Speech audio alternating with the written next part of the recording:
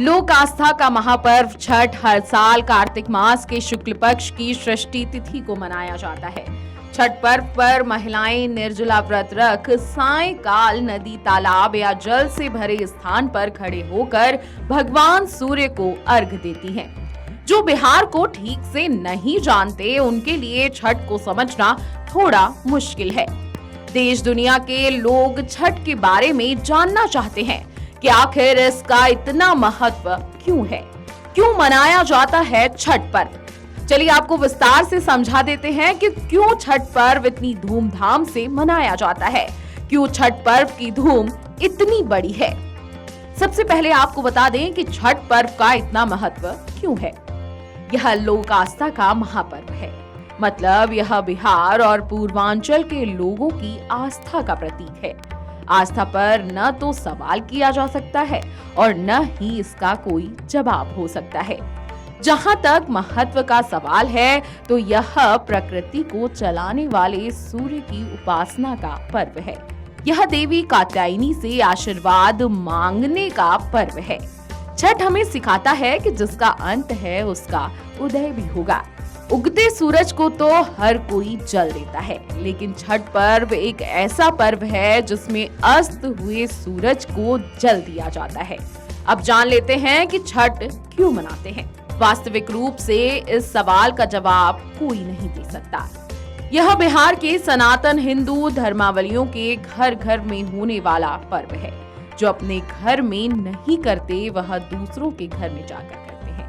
जो दूसरों के घर पर नहीं जाते वह घाट पर जाकर अर्घ देते हैं। कोई मनोकामना के साथ करता है, कोई पूरा होने पर करता है। तो बहुत सारे लोग छठ पर्व आस्था के कारण मनाते हैं।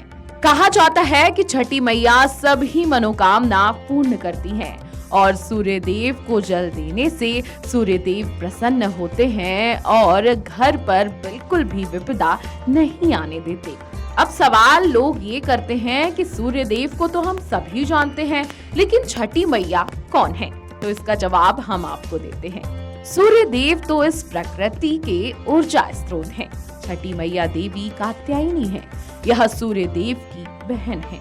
नवरात्र में भी हम देवी कात्यायनी की पूजा षष्ठी को करते हैं। मतलब नवरात्र के छठे दिन हम कात्यायनी देवी की पूजा करते हैं। सनातन हिंदू धर्म में जन्म के छठे दिन भी देवी कात्यायनी की पूजा की जाती है। इन्हें संतान प्राप्ति के लिए भी प्रसन्न किया जाता है। संतान के चिरंजीवी, स्वस्थ और अच्छे जीवन के लिए देवी कात्यायनी को प्रसन्न किया जाता है। अब अगर साफ तौर पे जाने तो छठी मैया ही देवी कात्यायनी है, इसलिए यह समझना मुश्किल नहीं। शेष छठ में सूर्य देव की पूजा तो घाट पर होती ही है। खरना पूजन पहले छठी मैया के लिए किया जाता है।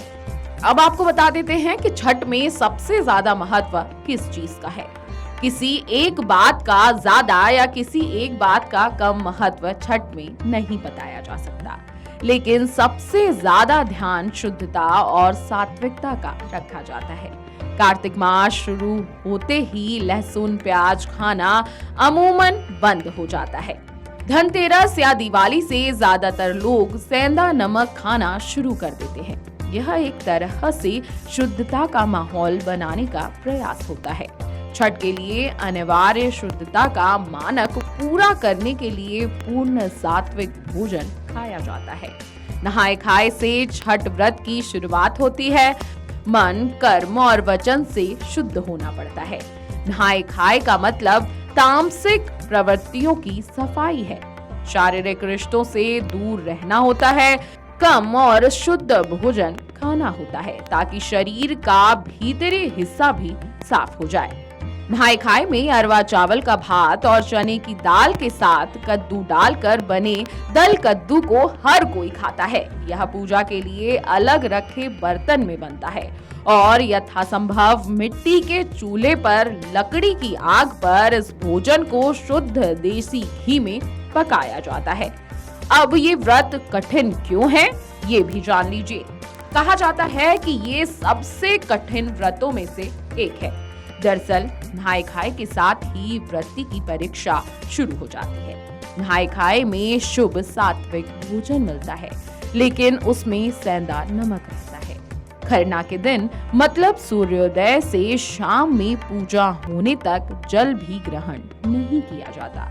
सूर्यास्त के बाद शाम में भोजन ग्रहण करने से पहले एकाग्रता से छठी मैया का पूजन किया जाता है। छठी मैया का विधिवत पूजन यानी दीप प्रज्वलन, पुष्प अर्पण, सिंदूर अर्पण इत्यादि क्रम से पूजन किया जाता है। इसके बाद मीठा भोजन ग्रहण करना होता है। मुख्यतः खीर, घी लगी रोटी अथवा घी में तली पूरी एवं फल ग्रहण किया जाता है। इस दिन व्रती यही सब भोजन करती हैं। पूजा के समय उसी कमरे में खाने के साथ जो पानी पी सके, उसके बाद सुबह के अंतिम अर्घ के बाद ही अन्य जल ग्रहण का विकल्प होता है।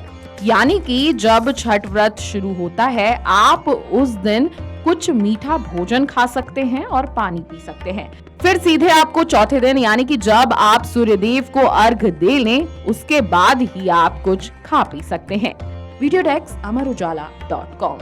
अगर आपको हमारा ये वीडियो पसंद आया हो तो हमारे चैनल जीवांजलि को सब्सक्राइब करें